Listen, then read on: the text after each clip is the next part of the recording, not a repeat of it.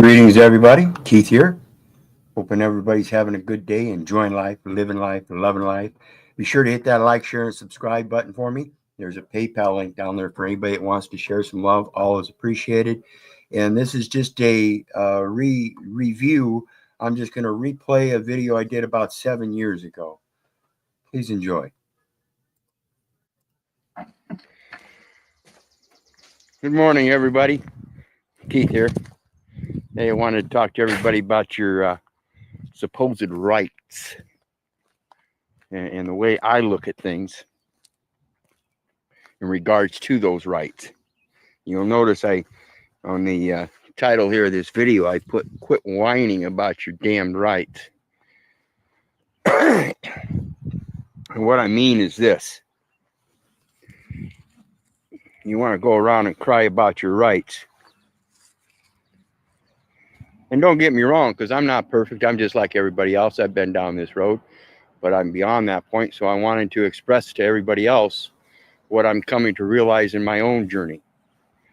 And that is, if you want to cry and whine about your own goddamn rights, and then turn around and ask other people for help in trying to uphold those rights, then you're doing it wrong.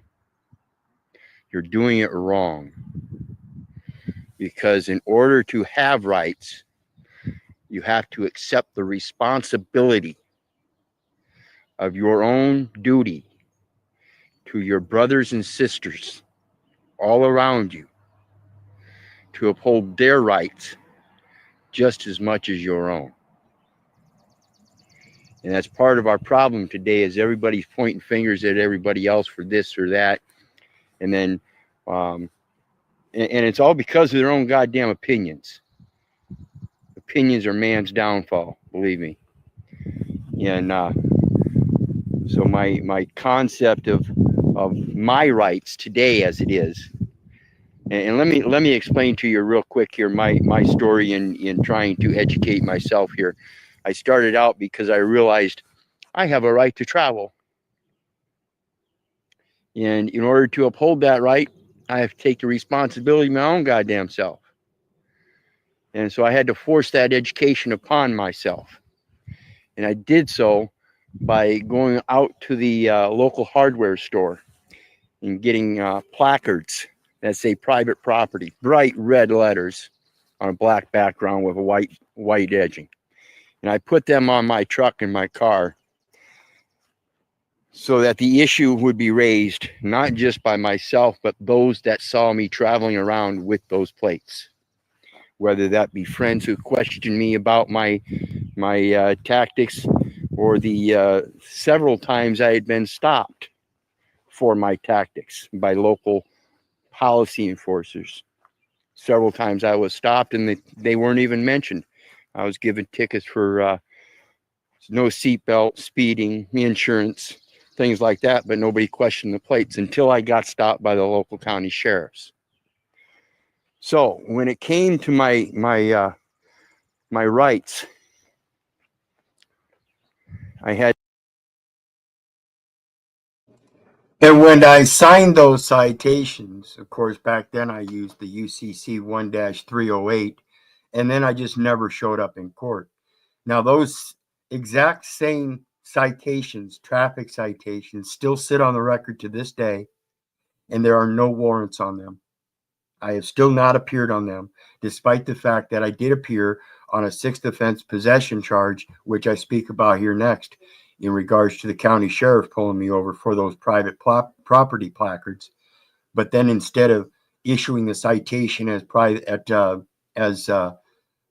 not having valid plates with subsequent charges, they placed it as sixth offense possession of marijuana with subsequent charges, saying that they caught me with marijuana first before they issued the citation for invalid plates and otherwise.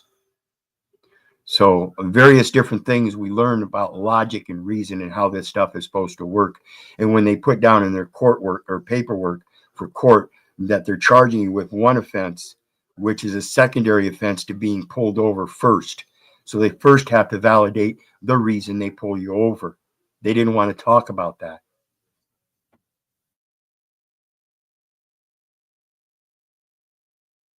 had to understand my responsibility. My responsibility in educating myself, because isn't anybody else out there going to do it?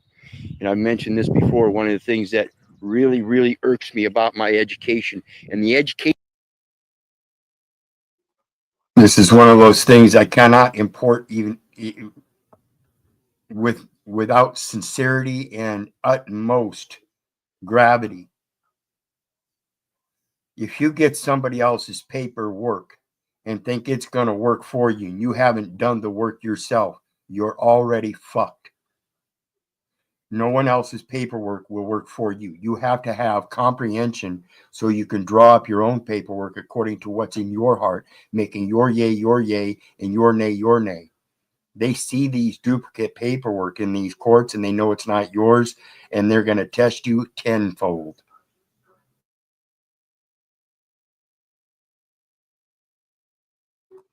You better know what you're doing. That continues to this day in our public schools in regards to our younger future generations, our younger future leaders who are still being indoctrinated, even though this issue of travel has been going on for decades. In our public school systems, we have our younger students or our older students that are being educated in driver's education classes. And not once.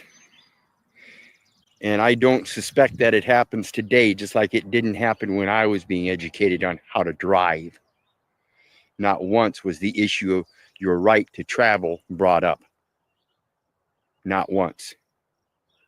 And so when we want to cry about our rights, we have. And so I want to point out there in two respects. Again, they don't talk to any of the students in these public education programs when they're going through driver's ed about a right to travel, nor does anybody ask. That's why I say we have to start reaching our younger generations and instill them a process of thinking for themselves instead of the public education systems. Remember this. And that brings me to the second point.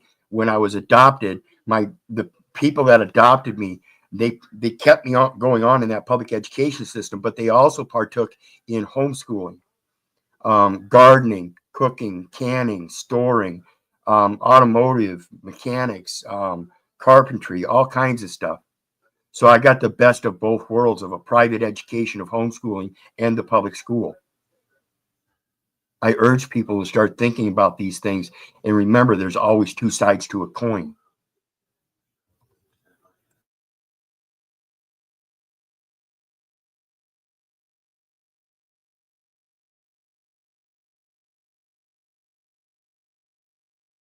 Have to remember that it's not just our rights, but it's our responsibility. It's our responsibility to uphold our duty to our brothers and sisters around us so that we can help enforce their rights as well. Because if I expect rights from me, all of the rights that I think I deserve, whether they be the rights that somebody else has or not, I have to at the same time admit that everybody else deserves those same rights or has those same rights inherently. And that isn't to restrict them just to the rights that I have, that I believe I have, the ones that I know I have, but to any rights they believe they have. As long as you're not infringing upon another. So in other words, if So, and that goes to this transgender thing that we're going through now, which I never even thought about that back when I did this video 7 years ago, but it's become so profoundly prominent now that we have to realize that that's not what I'm talking about. You can't go around imposing that your demand to be addressed by some kind of pronoun be strictly adhered to by the rest of the population when we don't even know anything about them. I don't care about your transgender. To me, that does not follow reason and logic. You go ask your dog or your cat if they're male or female, and they're not going to respond. So you're going to have to use your objective reality to look at that cat or dog and determine whether it is male or female. And that is done through physicality, not through your feelers and internal emotions about whether you feel like a boy or a girl. Externally, the nature of your very existence is already determined.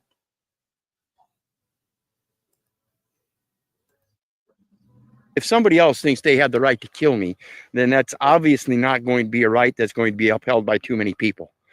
That's a detriment to the sustaining of life.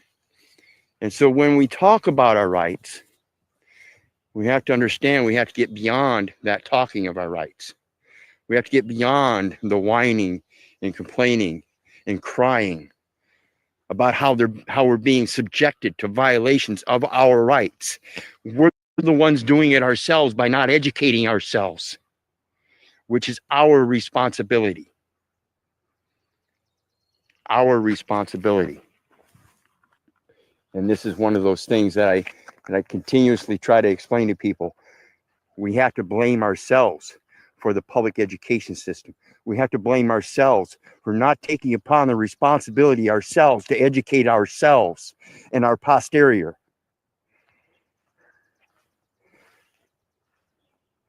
If we truly took on the responsibility to educate our younger generation, then we ourselves would be making an issue of this in regards to our public education system, teaching our children to drive without expressing their right to travel, without educating them on our right to travel, on their right to travel, their right to navigate, their right to freedom of movement.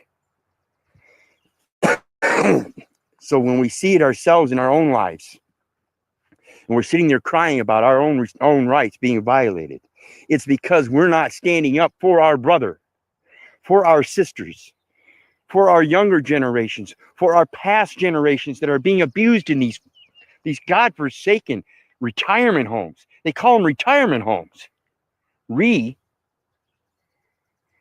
What's tire? What's tirement? What's retirement? Why are we retiring them? Did they already tire? Well, if they're tired, then why aren't we helping support them? Why aren't we keeping them in our homes and helping sustain them in our own manner? Because we're too busy in the enjoyment and complacency of our own cognitive dissonance in what we find comfortable. Life isn't supposed to be comfortable. Life is supposed to be a balance. And if you can't deal with the constant oppression of life itself as a test to our own absolute power, then we don't have that power. We're already subject to that, let alone the next man. It isn't until we realize how powerful we are as life beings and how we create our surroundings by being where we wish. So if we're sitting in this pity pool of crying and whining about our rights, it's because that's what we wish. Because if we really wanted to wish, if we really wished we weren't there, we'd do something about it. And that's why I urge everybody to get off your goddamn asses and do something about it. Because I'm tired of hearing my own goddamn self whine. That's why I do all this research. I'm no longer going to sit here and spew my mouth with shit coming out. Everything I put out, I want to be able to have some kind of value to it. I want people to listen to me. I want people to hear me. I want people to hear me. I want people to hear what I feel. And that's that compassion for you. And And that's not an Like I say at the end of, emotional thing, feeling that I'm speaking about there. I point to my heart because it's a spiritual feeling. It's an uprising. It's that higher frequency that everybody wants to talk about. And just because it's a higher frequency doesn't mean that it's that it's calmer. Higher frequency are busier frequencies.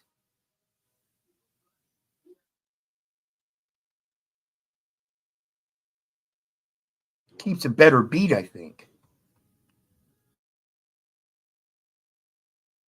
my videos, if it weren't for you, I wouldn't be doing this. Because if it was just for me, I'd still be sitting there fucking whining. I'd still be crying. I'd still be working my ass off for somebody else, earning an income that is then taxed,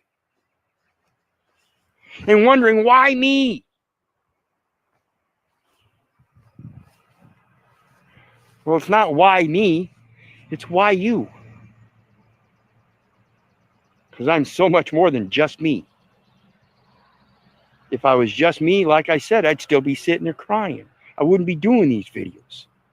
Today, I'm more than just me. I'm all of you. Every last one of you. Why?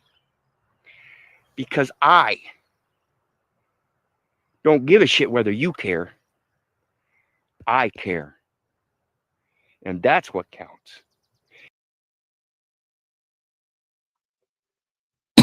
This is where the story of feed a man a fish, give a man a fish, you feed him for a day. You teach a man a fish, you feed him for a lifetime. But the inherent principle is the foundation of the education. That is what gets passed on. We have to quit passing on the material BS and let each one know that they are capable of acquiring that material on their own. And oftentimes, they can gather better in groups. This is the story of Fisher of Men. It's an education. That's the true benefit. Hosea 4:6, my people are destroyed for lack of knowledge. If you're not going to be a priest unto me, then I must deny you. And therefore, if you can't be a priest unto me to your children, I must deny your children as well. The imperative here is the children. And if you don't pass it on, that public education has no duty to do so. They are not a spiritual essence. The parents are, the moms and dads, the living souls, not the sole proprietors, the corporations, the entities. They have no interest in that. Theirs is all commercial.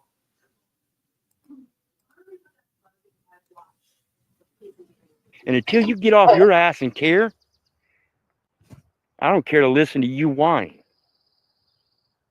I'm going to keep putting my videos out. I'm going to keep doing my research. I'm going to keep doing my posts. I'm going to keep rebutting everything that I don't feel is true. And until somebody comes along and proves me different, I'm going to keep cracking my mouth. I'm going to keep turning pages. I'm going to keep clicking that mouse. I'm going to keep reading all the words. I'm going to keep watching all the videos. I'm going to keep paying attention to this. Everything that's around me. I'm going to put my effort.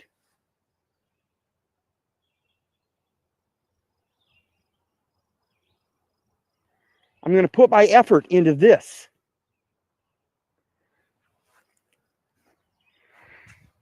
None of that stuff whines and cries about their rights. And so when it comes to me and my journey today, like I said, I'm no longer going to whine and cry. I'm going to educate. And so when it comes to other people, I'm going to feed them. I'm going to give them the nutrition that they need to grow. Because as a steward of life, I'm supposed to be a steward to all life. And just because I don't like it doesn't mean I have to be detrimental to it. Doesn't mean that I have to be disrespectful to it. I should still respect it. So whether you care about yourself or not, I don't care. I still respect you. I respect you enough. I want you to quit your goddamn crying and learn about your responsibility and duty to your fellow. Responsibility and duty to your fellow man. And yeah, that's Leviticus in regards to free the land. When we're talking about those responsibilities right there, that's our true responsibility, is to replenish the earth. And that is Leviticus 25, verse 23 through 25. I urge you people to look at that and read that and read it until it hits your soul and understand that follows right along with Isaiah 43:1. Fear not, for I have redeemed thee. I have called thee by thy name. Thou art mine. Then read Leviticus 25, verses 23 through 25. And it says, the land shall not be sold forever, for it is mine, and ye are strangers and sojourners with me. That's how you correlate those two scriptures. Now you walk forth in Leviticus 25, verse 24, and it says, in all of the lands of your possession, ye shall grant a redemption. Why? Because you have been redeemed and you are walking with him, and that power passes through you. You have that power, but you don't have it unless you have the knowledge. My people are destroyed for lack of knowledge. You carry that knowledge with you, and you always use him as your witness. You have two witnesses of knowledge. Objective truths that cannot be denied. They write them in their scriptures. You cannot own that man, for he's owned by the Creator. You cannot own the land because it is owned by the Creator. Even Satan tried that trick. Say, here, I'm going to make an army of my demons. And he scooped up a handful of dust of the ground, and God said, I made that. And then in Leviticus 25, verse 25, it says, if the brother have sold off his belongings, and you come by as his kin and redeem him, then you too shall redeem him. You are redeemers as long as you accept him in your life as your redeemer.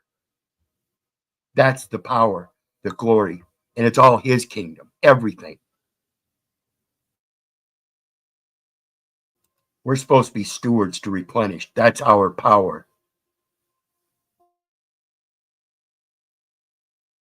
Man, to uphold your own rights so you can uphold theirs. You can't feed yourself.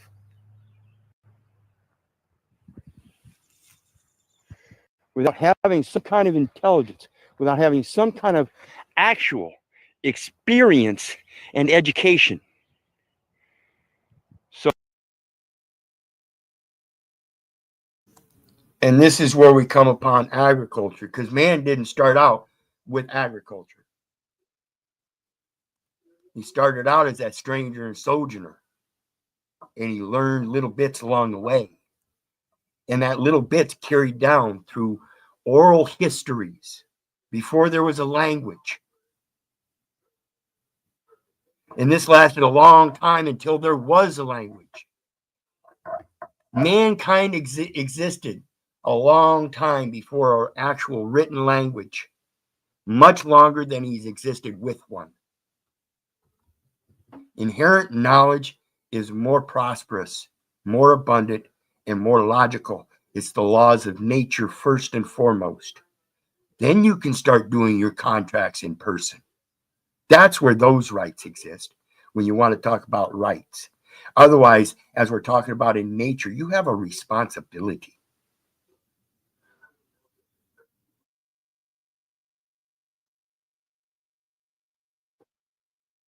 So, yeah, Paul, you need to learn to set yourself free, because ain't nobody else going to take those shackles off your mind.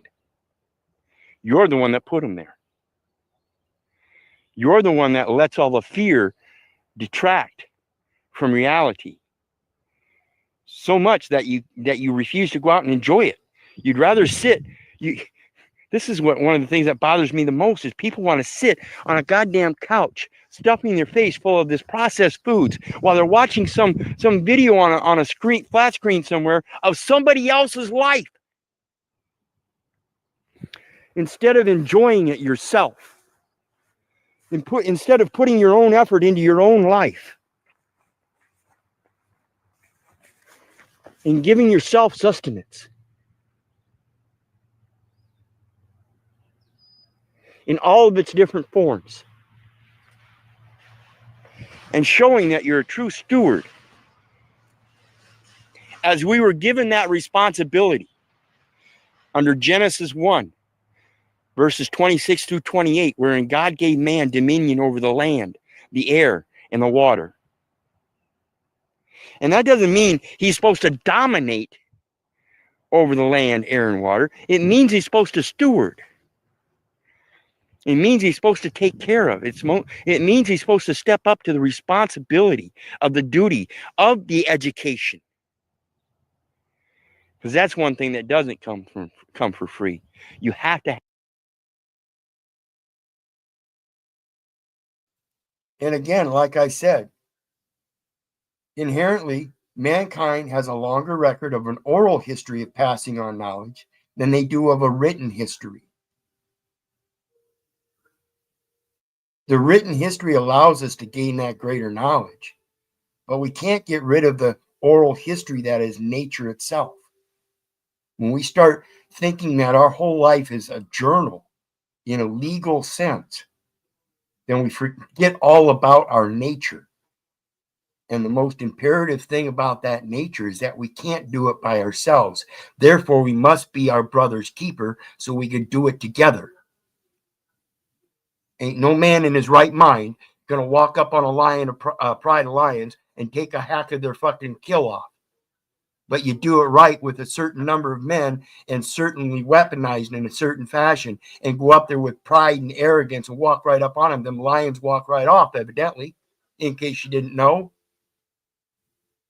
It's because they had a base of knowledge and none of it was written down. It still carries through oral history to this day in their tribal culture. Have experience for education. You have to know how to, if you're going to do this gardening stuff, unless you had somebody else put the information out there so you have an easy start guide.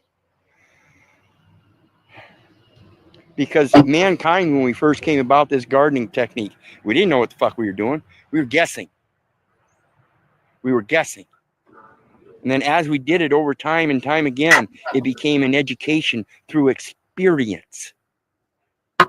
So if you want to experience your couch with a bag full of chips in somebody else's life, and then cry and whine about your rights being violated, it's your own damn fault. And so when you reach out for help, you have to accept the help that's being given, whether you like it being given the way it's given or not. If you're going to ask for help, you can't be demanding in the way it's given. You can't sit there and say, well, I can't accept any help unless I get it for free. You can't sit there and say, I can't accept any help unless you do it for me. I can't accept any help unless I can just sit on my couch and not do anything while somebody else does it for me. This is what I was talking about earlier when I was talking about taking somebody else's paperwork, thinking it's going to work for you in court when you've done no work at all. It's not going to help. Matter of fact, it's probably detrimental.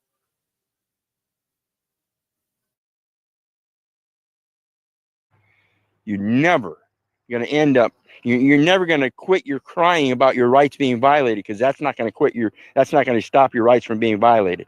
The only thing that's going to stop your rights from being violated is your own goddamn education. It's your own goddamn reserve to stand up and take responsibility for those rights by enforcing them yourself for others in all due fairness. And that means you don't give a rat's ass about whether they're a midget or a giant, whether they're white or black, whether they're fat or skinny, whether they're smart or dumb, whether they're good or bad, whether they're right or left, whether they're Democrat or Republican. None of that makes a fucking bit of difference. The only goddamn thing that makes a difference is you. You're the only one that's going to change that. So when it comes to crying about your rights and how they're being violated, I suggest you people start getting real. Get real. So that's all I got for now. Hope you guys have a great day. Remember, I may not care a goddamn rat's ass about your opinion or your thoughts or anything, but I care about you enough that I'm going to keep doing what I'm doing, because if it weren't for you, I wouldn't do it. God bless. Have a great day. Love you.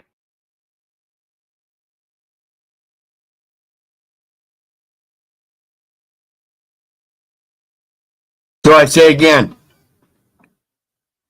I hope you enjoyed.